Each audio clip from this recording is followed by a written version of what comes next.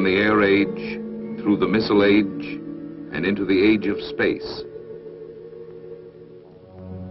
Our space age heritage of knowledge is older than a decade, older than a century, older than a millennium. Our scientific knowledge has evolved through the ages concurrently with the minds of men.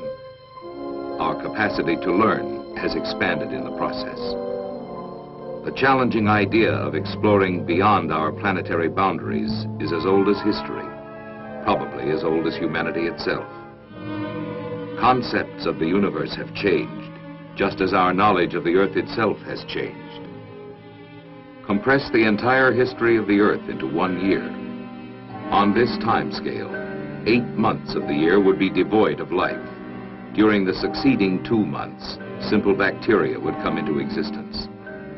Mammals would not appear until the second week in December. Man would walk into the scene at 11:45 p.m. on December 31st. Recorded history would account for but the final ticks of the clock. Man's aerospace achievements, little more than the flicker of an eyelash. Hic deficit orbis. Here ends the world. So said an ancient map inscribed at the Pillars of Hercules. The two-dimensional world of early history was narrow, because man's knowledge of his environment was narrow. Ptolemy, for 1,000 years considered to be the greatest authority on astronomy, placed the Earth at the center of the universe. Copernicus, in 1543, advanced the idea that the sun was at the center of the planetary orbits, identified the Earth as one of these planets. Kepler, in the 17th century, described his 3 great laws of planetary motion, setting a pattern for the study of the solar system. Galileo, 17th century inventor of the telescope, who opened a new window to the skies with a device that could look at both sides of the present, using the antique light from distant stars to chart future voyages into space. Newton, who said of his 3rd law of motion, "This is the principle that will enable mankind in later centuries to undertake flights to the stars."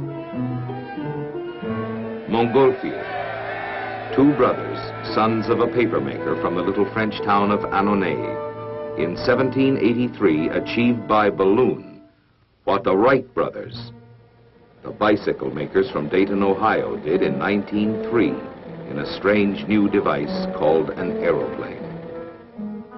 And Goddard, who in 1926 launched a liquid-fueled rocket, and in 1935 sent a rocket 7,500 feet into the sky. Space is a place of knowledge and of progress. Space is the new psychological frontier. It provides us an emotional challenge. It stimulates our desires for knowledge and adventure. It increases our fears. It feeds our ambitions. Space is the new scientific frontier. The sky is no longer the limit. Human knowledge is doubling every decade, for ignorance is our enemy, just as surely as knowledge is power, power for good or power for evil. Man's judgment in the applications of technologies, particularly in the fertile fields of space, may well determine human destiny. Space is the new defense frontier. Survival of the fittest has acquired new meaning in our time. Strength has become the index to peace. Space is a place for security. Space begins just 50 miles away. How far it extends, no one can tell. We do not aspire to conquer space.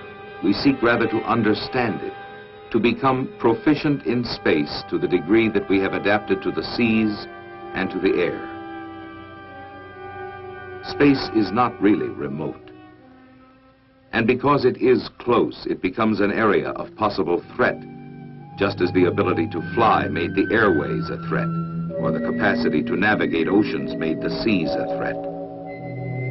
Space is a place to preserve peace through understanding, But true understanding of space will come only if peace is protected.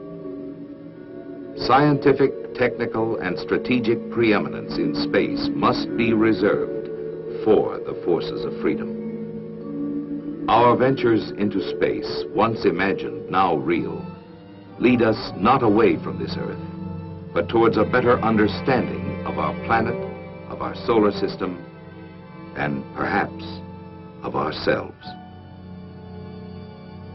Space is a place of discovery.